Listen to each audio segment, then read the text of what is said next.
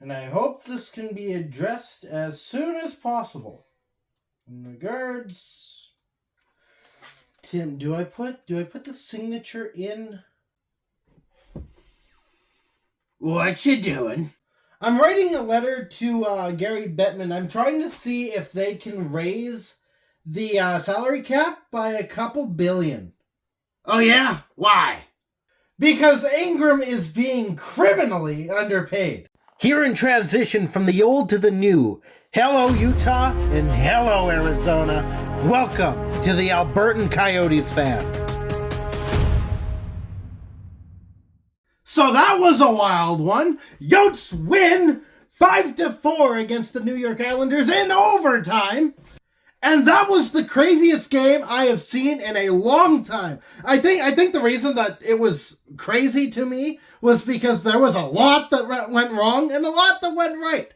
And it kind of blended together in this massive yin-yang of just chaos. And I'm here for it, but also I would like someone to take my medical bills and pay for them because, oh my gosh, my heart was going non-stop. Case in point, I just want to say this game is won by Ingram and Ingram alone. I think the defense fell apart rapidly, especially in the second period. The offense was really good. Like, you need to score goals to win the game, so that was also part of the winning cycle. But there was just so much that Ingram had to deal with, and he dealt with it. So let's get into it, shall we? So we get into the first period, and the first few things that happened was there was Matt Barzal going through the entire roster of the Utah Hockey Club, which is not great. If someone can strong-arm you like that, it's not great. But on both sides, there was sustained pressure. And that was the thing that I was kind of worried about. I knew the Islanders from last year. I know that they have their things that they struggle with, clearly. There's some things that they have to deal with this year that they had to deal with last year. But the thing that I was worried about for us was the sustained pressure. And up against a team that isn't Chicago, because again, Chicago kind of sucks. They're in the middle of a rebuild. This is a team that's got a bit more meat on the bones. I don't know if that's quite the idiom I want to go for, but I'm going to go for it. They've got more skill. They've got something more to offer. And Utah executed perfectly. What did not go perfectly were the penalties in this period. Cooley goes off to the box for high sticking, which, by the way, this Cooley character also apparently has another name, but Shane Doan, if you were listening to the New York Islanders broadcast, for whatever reason, they called Cooley Shane Doan. Cooley is Shane Doan, everyone. That's the new thing now. You got Josh Doan, you got Shane Doan. Regardless of the matter, Cooley takes the penalty. Duclair scores on the ensuing power play. There was a bit of contact that was made between Duclair and Ingram in this play. The challenge was made that there was goaltender interference, which last year, Tourney was really good with the challenges. In this one, there wasn't enough contact to warrant the idea that Ingram couldn't recover to make the save. That's the be-all, end-all there. I think that it's a lot of discretion placed on the refs. I think this is one of those calls that could go whichever way depending on what ref you have that night. I think they really need to relook at some of these rules and figure out some guidelines as to how to call them properly. But I digress. We give up a goal, and then we go straight back onto the penalty, where we got to witness the scariest thing that happened in this game. And I don't know what defensive breakdown happened. I do. I understand it a little bit. So what happened is the Islanders dumped the puck into the offensive zone. My hair just... I should not have grabbed my hair. So the puck gets dumped into the offensive zone. It bounces off the corner, it goes straight towards the net, bounces off the post, and comes out in front in the slot. Now, Ingram is expecting that the puck is going to go behind the net, so he himself is also behind the net. Puck comes out, and one of the Islanders players finds the puck. He lifts the puck up. It's going straight towards the net, and yet it stays out because Ingram dives across the crease with his glove arm outstretched up in the air, to make a save on a puck that is not on the ground, so it's not easy to handle. It's up in the air. He makes the save. The puck goes off, and it's out of the net. I don't know what kind of sixth sense Ingram has, but I love that he has it. We get into the later stage of this period. The Islanders take their first penalty, and on the first shot of our power play, Michelli finds Kraus. Kraus releases the puck. It goes into the back of the net. And we tie the game up. And then we go to the second period. Now we keep in mind that the first period, there were those few penalties that we probably shouldn't have taken. The second period started out very sloppy. I saw Carconi made a very soft pass that should not have been that soft. Keller made another soft pass. I think there was a lot of uncertainty going into this frame. Thankfully, closer again to the end of the period, we managed to shake it off. Sergachev has the puck at the blue line. He takes a shot. It may have banked off of Hayton, but right now, the goal is credited to Sergachev. So just a bit of an update after the fact. Back when I was recording this video, it was saying that it was still Sergachev. It has now officially been credited to Hayton. It goes into the back of the net. We're up 2-1. We go into the third period, where early into the third period, Anthony Duclair's got the puck. He goes a little bit in front of the play. He is slightly behind the goal line.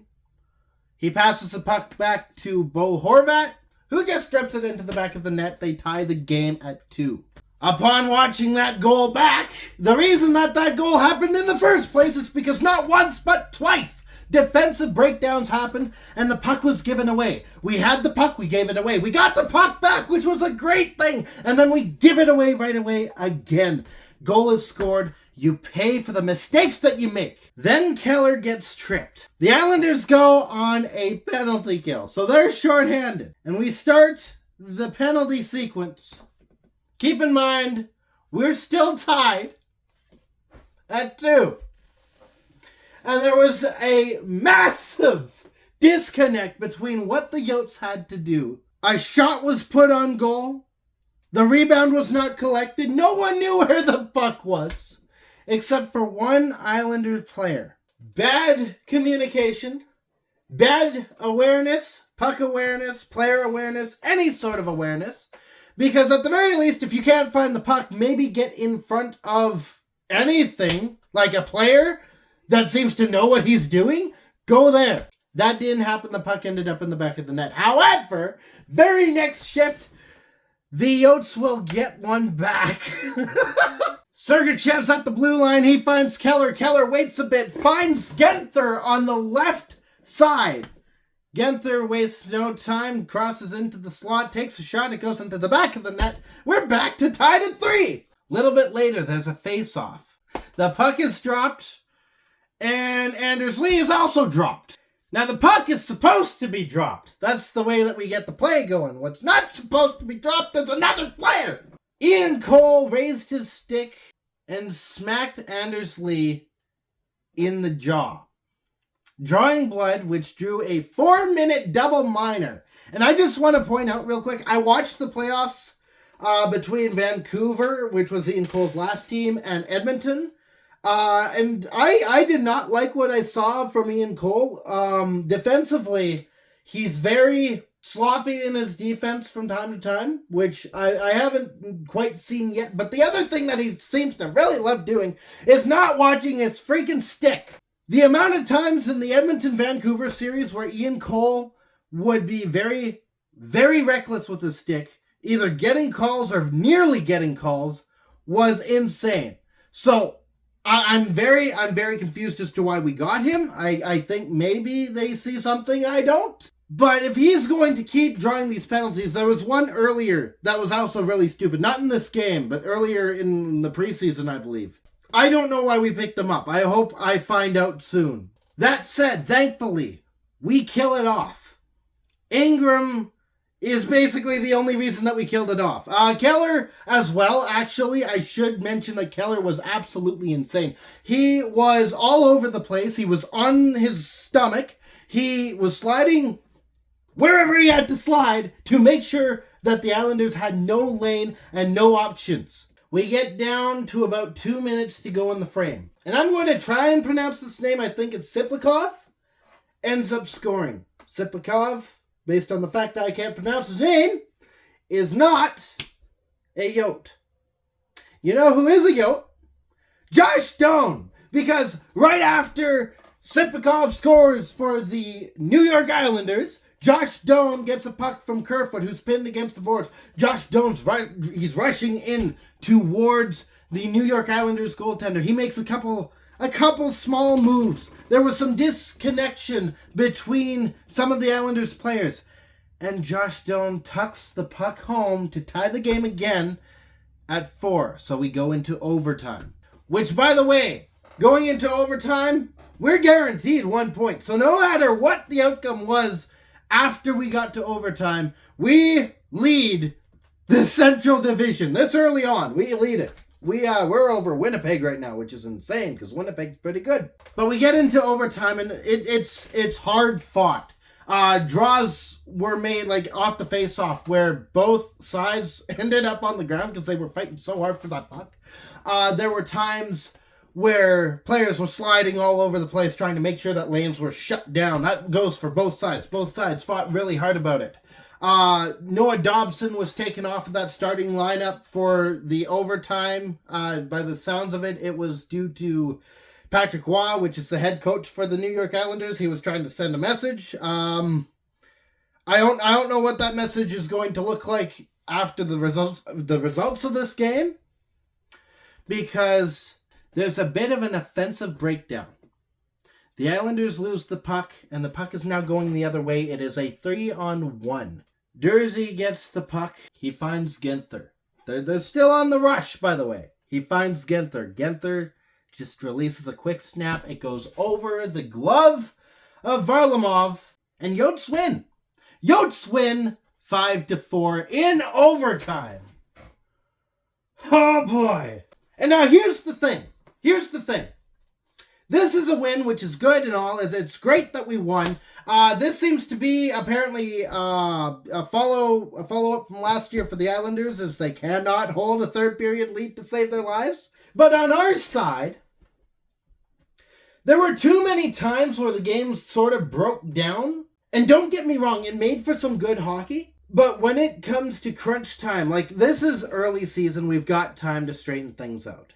If this were a game that happened closer to the last stretch of the season, I'd have a lot more to say that's a bit more negative than it is positive. Yes, we won, but there's some things that we still need to look at. We won tonight because Ingram stood on his head. There were probably 3 or 4 other goals that should have been scored by the Islanders that weren't because Connor Ingram stood on his head. If it wasn't for Ingram, this game would have been the Islanders. So we take the blessing that we have an amazing goaltender, and we look at some of the stuff that didn't go so well on the rest of the team, and we aim to fix it. The defense could use a bit more work. They could spend some time maybe getting to know each other a bit, to have that bit of communication between the two in the back. That way things like defensive breakdowns don't happen. We shouldn't have had a moment where we gave the puck away twice in what was basically 10 seconds, leading to a goal. Some of the stuff with the forwards, same thing. There needs to be more connection. There needs to be more of a quick and proper response. There shouldn't have been times where passes seemed too soft. There was one play where Kesselring was standing in front of the net and he had all the time in the world to do something. He chose to pass it to Schmaltz, who was on the other side of the crease, who took a shot. And again, he had time too.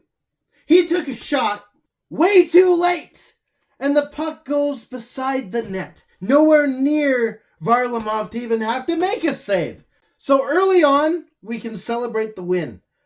But some of these things really have to be looked at if we want to make any sort of noise. So that's the game. Now, there is something I kind of want to do just because I think it's a bit funny. I think it's fun.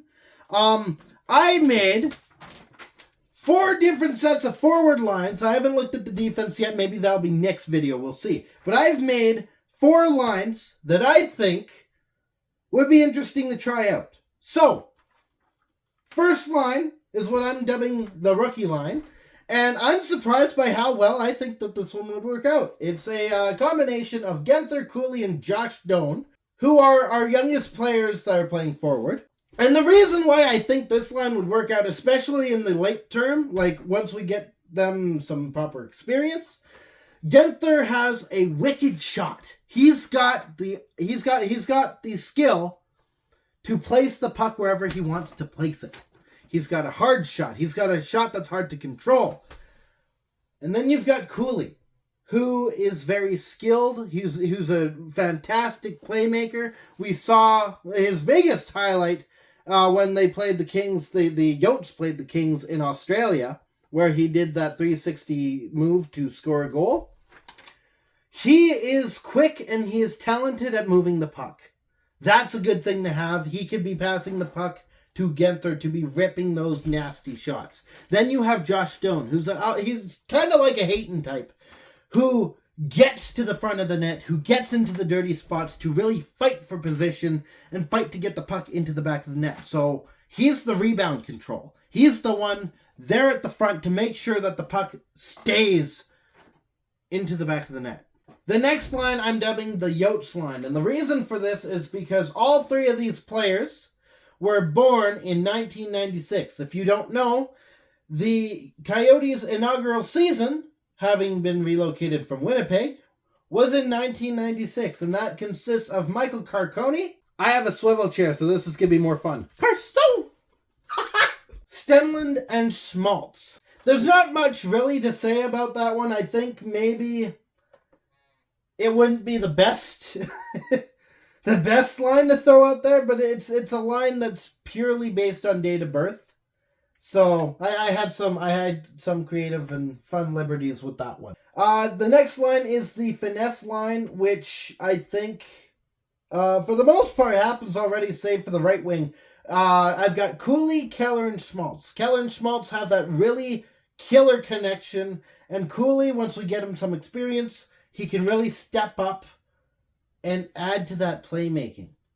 I think Schmaltz is the one who can drive the net, the one who can really get into the dirty areas, and Cooley and Keller, they can just cycle that puck around like it's nobody's business in such a way that it won't drive me insane because they stay at the blue line and wave all over the place. If you want to know what the heck I'm talking about, you can watch some of the videos from last season where all the Yotes did was do figure eights in the blue zone, like in the blue line. Then you have the aggressive line, that consisting of Krause, O'Brien, and take your pick between Doan and Hayton because they both do the same thing. Again, for Doan, it's that idea of rushing the line. The reason I kind of put Doan over Hayton is because Doan is more of a push you out of the way, whereas Hayton is more of a stand his ground type, I think. I've seen different styles where Doan will go after the puck and he will physically push the opponent off of the puck. Whereas, again, Hayton's just kind of, no, you're not going to push me. O'Brien is obviously here, Spicy Tuna, the guy that fights. What else am I supposed to say? That's aggression at its core. Krause, I chose him because of his frame. According to the official Utah Hockey Club website, Lawson Krause, the Sheriff, stands at, does it tell me, 6'4". It's just a pretty decent sized frame to be going up and body checking the opponent. So that's the 4 lines I've got. That's the 4 I chose to write down. I'll be going through things like maybe the defense. Maybe I'll go over this again. Maybe I'll look at trade avenues that would be fun, so I could really broaden my horizons on that. But that'll come at a later time, I think. We'll figure it out. But that being said, in 2 days, the Utah Hockey Club stays in New York, and they play the other New York team, that being the New York Rangers. I will be back for that, so in the meantime, stay howling, go Yotes, and thank you so much for watching. If you liked what you saw, you can hit the like button, you can hit the subscribe button. There's a couple different ways that you can show your support. If you didn't like it, there's a button for that. Share this with your friends if you think that they'd enjoy this kind of nonsense. And as always, I'll be back.